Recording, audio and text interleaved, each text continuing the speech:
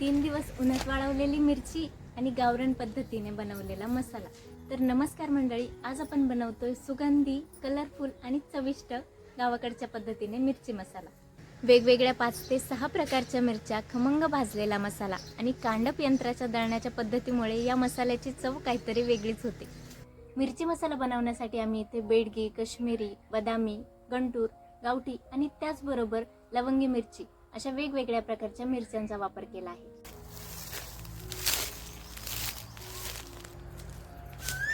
मसाल्यासाठी 2 प्रकारच्या आणि मिरची म्हणजे लाल तिखटसाठी 3 ते 4 प्रकारच्या मिरच्या वापरल्या आहे. आम्ही सर्व मिरच्यांचे देठ अगोदर काढून घेतलेत आणि मग 3 दिवसाच्या कडक उन्हात त्यांना चांगलं वाळवून घेतलं.